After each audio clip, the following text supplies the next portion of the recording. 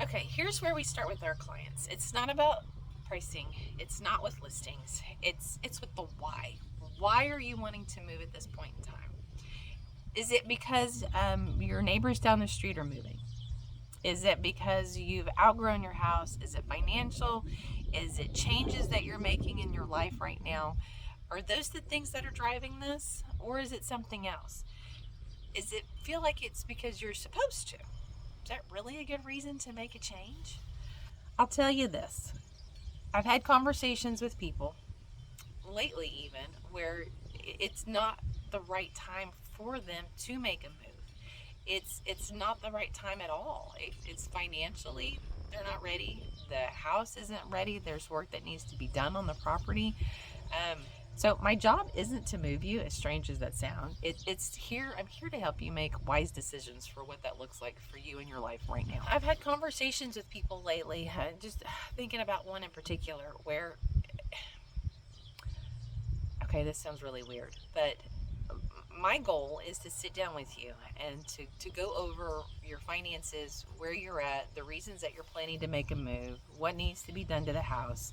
We look at everything that we need to in order for you to make a good decision, because I find that the better information you have, the better decision that you can make. And right now, that may not be the decision for you.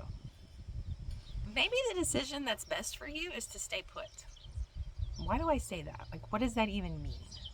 Okay, one of the biggest mistakes that I see people make right now is that they go online, they see what their house is worth um, on certain websites, and they think that that's what their house is worth. And in reality, that may not even be near what their house is worth. It might be overpriced on there, it might be underpriced. Um, and a lot of that comes down to these online estimates don't look at the neighborhood. They don't consider the upgrades that have been made to the house, or maybe the work that needs to still be done to the house. They don't consider the layout. They don't consider the location. They don't consider any of those things. They're just running some numbers in the background. And here in the state of Texas, we're a non-disclosure state, which means that closed prices do not get posted online. Nobody knows that unless you have access to the MLS and an agent shares that with you.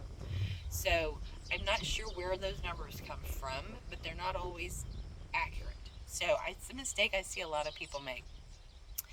Um, they also don't really pay close attention to what buyers are looking for in the market right now, and in particular in our market. Like, we're in Central Texas, and this looks very different than it might look in Oklahoma. It might look very different from what's in Florida to Colorado. It doesn't matter. Right now, we're looking at what buyers are looking for here in the state of Texas, specifically in Central Texas. So those are the things that Zillow and some of these other online estimates just don't get you. Not only that, but buyers determine the price that they're going to pay for a house, not the sellers. They are the market, not the sellers. They're the ones that are going to determine what prices they're willing to pay for a property. And I just don't see that websites are doing that. So keep that in mind as well. Again, if you start with the wrong number, it's going to cause you heartache in the end, stress, could cost you time and money. I mean, it's just not something that I would consider basing your house off of, because I think that's just going to cause heartache in the end. All right, another thing to consider, let's say you need to sell your house before you can buy your house, and that happens quite often in this market, and it can be a very stressful situation unless it's handled correctly, and there are a couple of ways that you can do this. Number one, sometimes buyers can buy a house before they sell their house, and so that's a possibility. Depends on your income, it depends on your financial situation, your debt to income ratio, all those things, right? Secondly, it also sounds simple on paper, but there's some nuances to buying and selling at the same time. So let's say that you are able to buy a home before you have to sell yours. Great, makes the process so much simpler. You can therefore buy your home, move, and then we can sell your home when it's vacant. Makes it easy, right? But let's say you're in the other part of the camp where you have to sell your home before you buy. What does that look like? And that's a good question. A lot of this is going to come down to timing. So we have to make sure as your fiduciary that you are not putting yourself in a situation that's going to create extra tension and pressure for you. So let's say that you decide that you want to put an offer in on a home before you even list your home. One that's going to make your home a contingent offer. And a lot of sellers are not going to look at you as a solid buyer, because when you have to sell your home and it's not even on the market. Or maybe it's on the market and it doesn't have a contract on it yet. So that makes you as a buyer a pretty sketchy buyer. So we want to remove any sketchiness from this process. So we want to make sure that, one, we follow simple steps. One, let's list your house. Two, let's get it under contract. Three, then let's go look at homes and find you one. In the meantime, you guys can certainly be online and looking at houses and finding out the area that you want to be. But I do not recommend going under contract on a home if you have to sell yours first and you don't even have it on the market, nor do you have a contract on it. It makes the process way more complicated and stressful than it needs to be. There have been times I have actually told people not to sell their house. It is not the right time for them. If the numbers don't make sense, if the timing doesn't make sense, if moving puts you in a worse financial or personal situation, now's not the time. And I will straight up tell you that, and we have told that to several clients over the last few months. It's just not the right time. Everything needs to make sense for you guys. Ultimately, you have the final say on what that looks like. We can certainly provide you all the information, the options, the potential consequences for those options, but ultimately, as the buyer and the seller, you guys get to make those decisions on what's going to work best for y'all. Okay? But there may come a time and there may come a point that we just simply say, now is probably not the right time to list your home.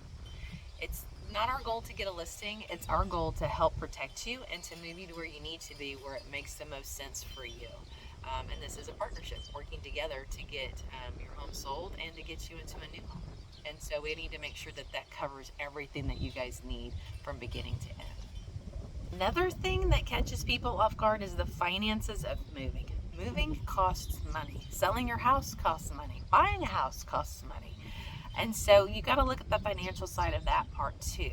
For example, you've got closing costs, you've got moving expenses, potentially temporary housing if your home sells faster than what you anticipate, or if you need to do a lease back of some sort on the house that you're selling in order to be able to close on the new one. If you don't map those things out ahead of time, that can cause some serious problems down the road and create some stress that could have been avoided. So you got to understand the numbers and what's involved in that. And once you do, everything gets clearer, decisions feel easier, and you move forward with confidence. And that's a big part of this process. Another question that we get is, now a good time to sell or buy? And that's great. And our answer is, if it's the right time for you, then it's the right time in general. So it could be that you're never going to perfectly time the market. People try to, but that's just, good luck with that. And so don't try to time the market. Just plan for what the right decision is for you in your life at this moment in time. Your family, your finances, your priorities, what's going to be important for your family now versus 10 years from now. All those things matter. Okay, so if you've made it this far, if I were in your position right now, here's exactly what I would do.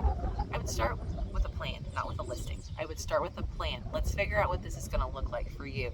Look at your equity. I would look at your options, your financial picture. I would look at what this next season in life is going to look like for you guys. And then I decide, is now the time to move? If the answer is yes to those, or the majority of those, then maybe that's what we need to look at. Let's figure out what those goals are. Let's figure out what your plan is. And then let's strategize. Johnny says it's tactical real estate, and I truly believe that. It is tactical real estate, and we have to really be smart on the options and the moving forward process. So, if you are even thinking about moving, whether it's next month or next year, that's our dog Moose barking. He's going crazy right now because the cattle are being set out. Sorry. So even if you're thinking about moving this year, next year, and the next month, let's figure it out. We don't have to have it figured out right now. Let's figure that out together. Let's get you to a starting point. Let's figure out what that's going to look like. And if you want to sit down and talk through your options and get a clear plan in place, let's do that. Reach out to us. we're here. It's just a conversation, no pressure. But we're here to help you guys with whatever it is that you need to help you get you to that real estate goal of whether it's moving or selling or downsizing or upsizing. All right, you guys take care and have a blessed day.